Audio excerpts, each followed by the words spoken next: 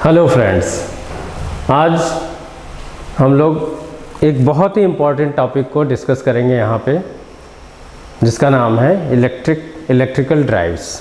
तो basically electrical drives होती क्या है और इसकी ज़रूरत क्यों पड़ी। तो सबसे पहले, जैसा कि इसमें नाम से इंडिकेट हो रहा है, इलेक्ट्रिकल और ड्राइव्स। तो इलेक्ट्रिकल हमारा बेस है, जिसके थ्रू हम लोग ये देखते हैं कि जो भी हमारे डिवाइसेस हैं या हम जो भी इक्विपमेंट यूज़ कर रहे हैं उसमें इलेक्ट्रिकल की सबसे ज़्यादा इम्पोर्टेंस है।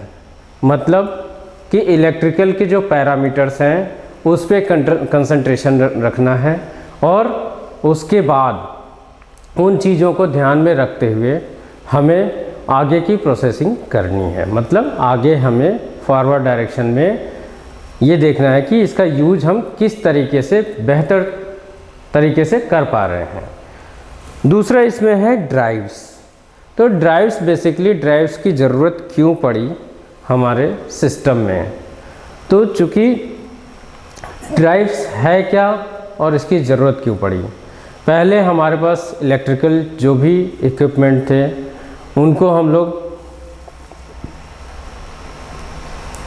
स्टार्ट या स्टॉप करने के लिए, या कोई मशीन है उसको स्टार्ट या स्टॉप करने के लिए हमें इलेक्ट्रिकल की ज़रूरत पड़ी। तो इलेक्ट्रिकल के थ्रू हम लोग किसी भी मोटर या मशीन को स्टार्ट करते हैं, स्टॉप करते हैं, या फिर उसके थ्रू अपना जो वर्क डिफाइंड है उसको परफॉर्म करते हैं। बेसिकली हम लोग इस बारे में ऐसे कह सकते हैं कि जैसा कि यहाँ पे आपको दिख रहा है कि हमारा जो इलेक्ट्रिकल ड्राइव्स है, ड्राइव्स का इम्पोर्टेंस ये है कि कभी भी किसी मशीन को उसकी स्पीड को कंट्रोल करने के लिए हम लोग ड्राइव्स का यूज़ करते हैं। तो सबसे इम्पॉर्टेंट चीज़ ड्राइव्स की ये आई कि हमें कंट्रोलिंग करनी है मशीन की। जो भी इलेक्ट्रिकल मशीन है उसको हम कंट्रोल करने के लिए ड्राइव्स का यूज़ करते हैं। तो जैसा कि इसमें कह रहा है कि हम as the system is use for controlling the motion of an electrical machine, such type of system is called an electrical drives. मतलब कोई भी ऐसी मशीन है जिसको हम लोग उसकी मोशन को कंट्रोल करें, तो कंट्रोल करने के लिए यूज़ करें, उसको हम कहेंगे ड्राइव्स यहाँ पे यूज़ हो रही है उस मोटर को ऑपरेट करने के लिए।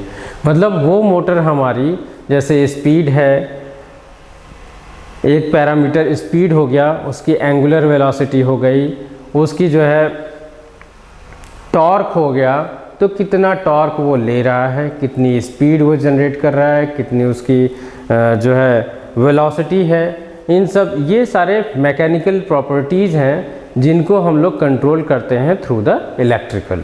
तो इलेक्ट्रिकल के जो पैरामीटर हैं उनको हम ये कह सकते हैं वोल्ट मीटर है, अमीटर है, जिसके थ्रू हम वोल्टेज सप्लाई देते हैं और उस कितनी करंट उसमें फ़्लो कर रही है उसको मैनिपुलेट करते हुए हम ये देखते हैं कि हमारा जो मशीन है वो कैसे वर्क कर रहा है। तो बेसिकली जो इलेक्ट्रिकल ड्राइव्स है उसके बारे में हम ये कह सकते हैं कि हमारा जो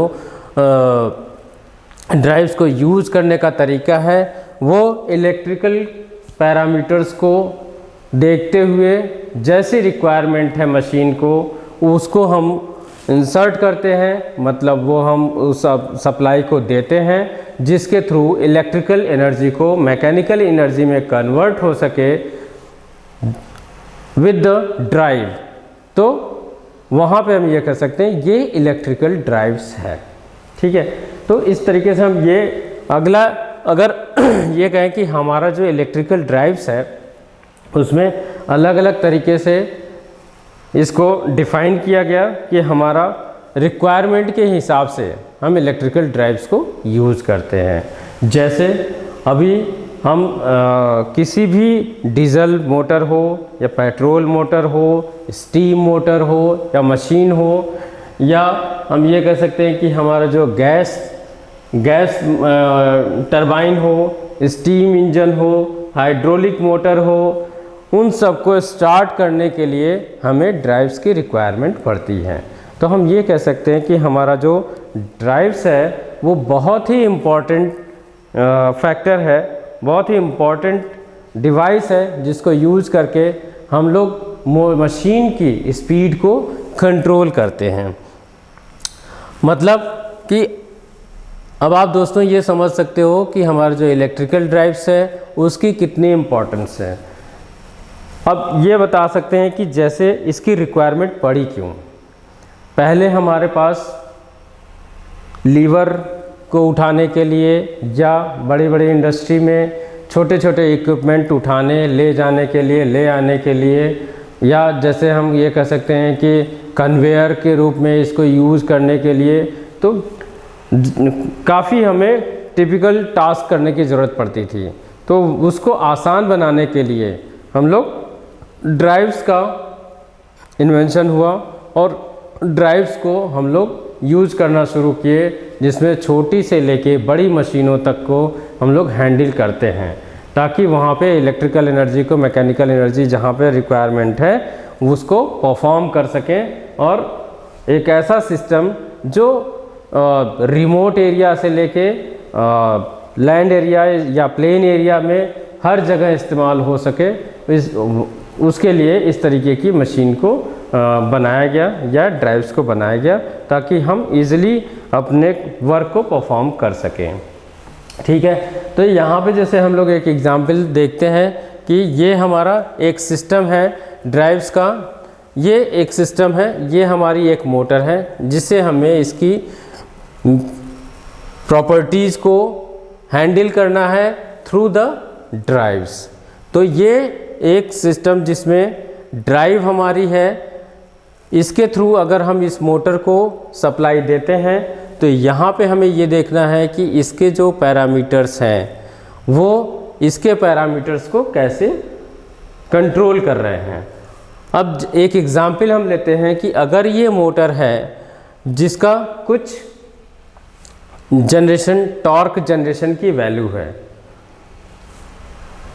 जितना इसके टॉर्क की वैल्यू होगी और इसके moment of inertia means angular velocity इसकी कितनी रिक्वायरमेंट है वो हमें पता हो, तो हम उतना ही सप्लाई यहाँ से वोल्टेज के थ्रू इस मशीन को देंगे, ताकि ये हमारी मशीन ऑपरेट हो सके और हम अपने काम को परफेक्टली कर सकें।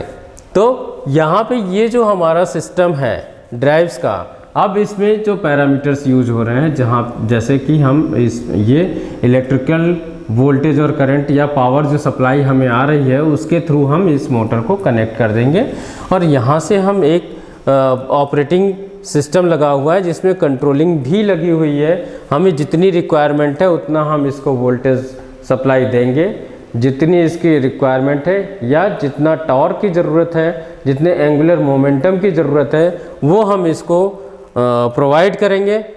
और अगर कहीं पे ये मोटर तेज़ी से चलने लगती है या बहुत ज़्यादा हाई स्पीड किसी कारण से हो सकती है, तो हम इसको इसके थ्रू, ड्राइव्स के थ्रू कंट्रोल भी कर सकते हैं। तो ये एक आपका सिस्टम दिखाया गया जिसमें मोटर है जिसको हम लोग ड्राइव्स के थ्रू कंट्रोल कर रहे हैं। तो यहाँ पे इस तरीके का सिस्टम से आप समझ सकते हैं कि हमारी ड्राइव्स जो है वो एज अ प्राइम मूवर काम करती है, जिसके थ्रू हम इसको कैलकुलेट कर सकते हैं। ठीक, या इसके पैरामीटर्स को जान सकते हैं कि हमारे ड्राइव्स में किस तरीके से ये यूज़ होगा। ठीक है, उसी तरीके से हम ये कह सकते हैं कि एक ये पेट्रोल इंजन है, पेट्रोल इंजन को चलाने के लिए हमें किस तरीके के प्राइम मूवर्स की ज़रूरत पड़ेगी या कौन सा डिवाइस लगाएंगे जिससे ये ऑपरेट हो सके। आगे जैसे हम ये कह सकते हैं ये डीजल इंजन के लिए प्राइम मूवर्स है, जिसको हम डीजल इंजन में किसी भी मोटर या कार में या बाइक में इसको देखते हैं, अगर वो डीजल से चल रही है तो इस तरीके के सिस्टम को लगा के हम उसके इंजन को ऑपरेट करते हैं। उसी तरीके से ये हमारा जनरेटर है। जनरेटर में हम प्राइम मूवर यहाँ पे यूज़ करते हैं। प्राइम मूवर के थ्रू इसको मैकेनिकल एनर्जी जनरेट कराते हैं, जिसके थ्रू ये जनरेटर हमारा आउटपुट के फॉर्म में सप्लाई जनरेट करता है। तो इस तरीके से हम ये कह सकते हैं कि ये जो हमारा प्राइम मूवर है एज अ ड्राइव्स के थ्रू इसको हम सप्लाई या मैकेनिकली इसको सपोर्ट अरेंजमेंट लगाते हैं, जिसके थ्रू हमें सप्लाई मिलती है।